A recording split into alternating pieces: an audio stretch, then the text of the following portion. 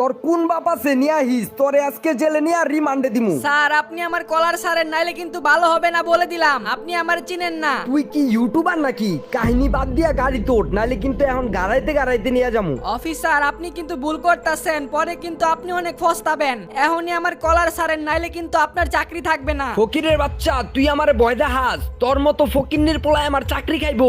দাঁড়া বুঝছি, তোরে জেলে নিয়ে ডিম থেরাপি দিতে হইব।